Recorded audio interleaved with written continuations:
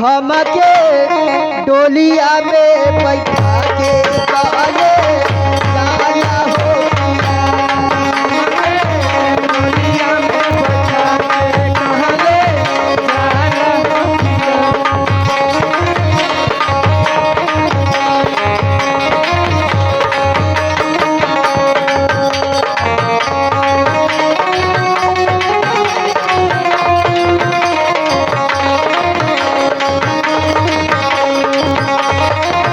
डोलिया में बैठा के कहले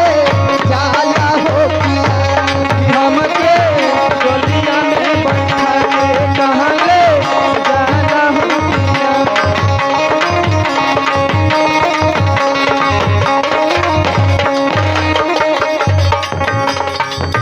जाला हो पिया कहले जाला हो पिया त कहले जाला हो पिया त हमके डोलिया में बैठा के कहले जाला हो पिया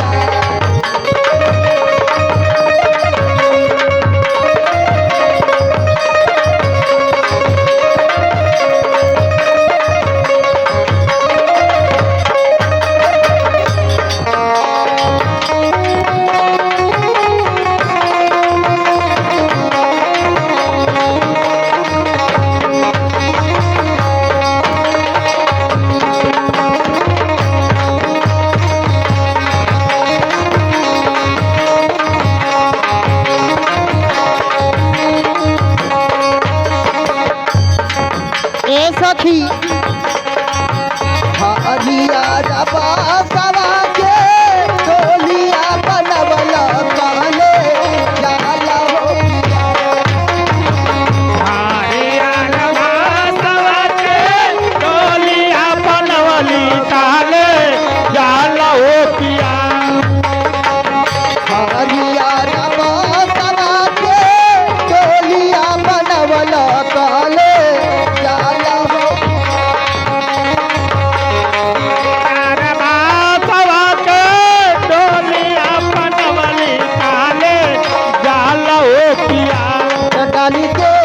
लाल की चदरिया कहले जाला हो पिया करके लालकी डोलिया कहले जाला हो करके लालकी डोलिया कहले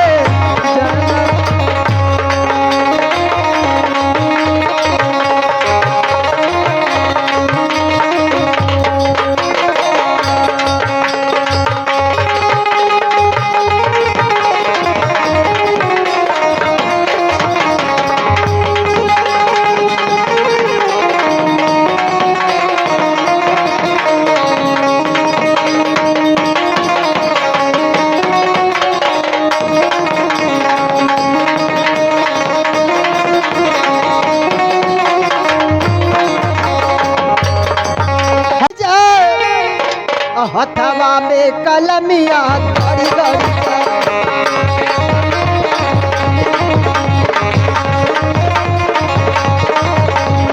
ओ गरी गरी जाओ हो गरी गरी जाओ हो गरी गरी जाओ हथवा में कलमिया गरी गरी जाओ हथवा में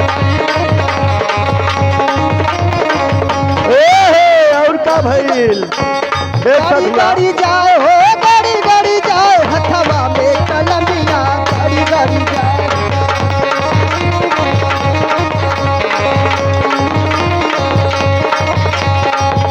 ए सखी इहो तोर ना का हो का कही एकरा दर्द के मारे डकटरिया दर्द के मारे डकटरिया में करिया में गनी डकटरिया में गनी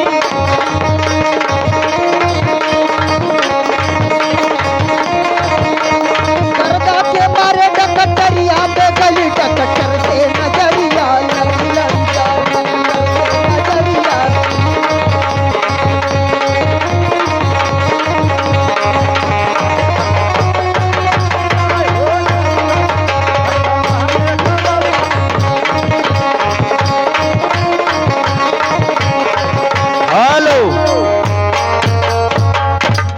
देखा यही में भलाई बा।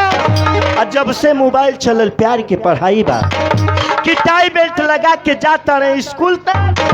और मिस कॉल मार के बतियाओ तड़े फुल तक जाइ है स्कूल तक कि दिन भइल बा त रात होबे करी कि दिन भइल बा त रात होबे करी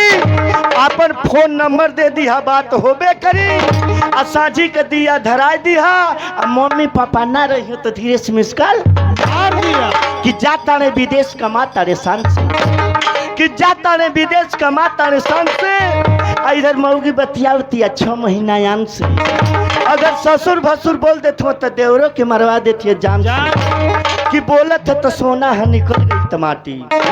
कि बोलत है तो सोना है निकल गई टमाटी आई अपने मर्दे के टाट के कहे तो गलवा अलगे रहते तो लगा दे फांसी कि यही से मेहरी मर्दन के बनौनी खिलौना कि यही से मेहरी मर्दन के बनौनी खिलौना अब मर्दा लगावत हो चूल्हे में लौना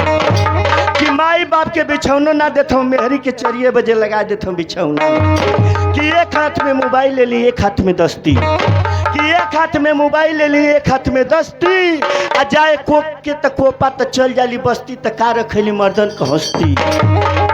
कि ये तो अपन देश विदेश के कौन गाई अपन देश विदेश के कौन गाई अहे लड़कियन के कौन एतबार बा भाग जाती 5-5 लड़कन की माई कि एको गलत पैबा ना कि एको गलत पैबा ना इंद्रजीत के बतिया में अलग ही मर सूतल है बतिया लेती खटिया पे अगर मर्दा कथ करे अधीरतिया के कहते कि नंदोई भैया बहन हुई वही तब बुझे ना पावत कि नंदोई कह कि बहन हुई लीजिए दर्शक बंधुओं चलते चलते कहे नाम बा अरे 900 गुंडा मार गा झूल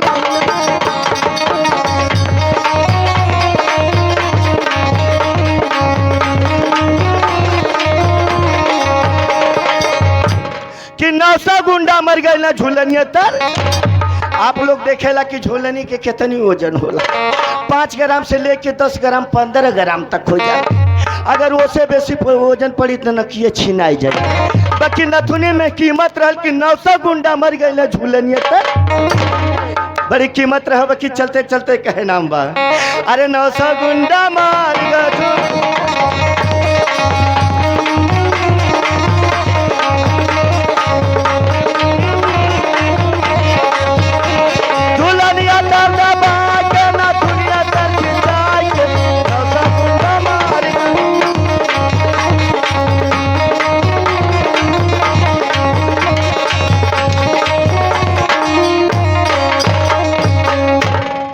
एक आवश्यक सूचना भैया तने नाच वालन के पीछे खाना भेजवा था बच्चे चलते चलते कहे नाम बा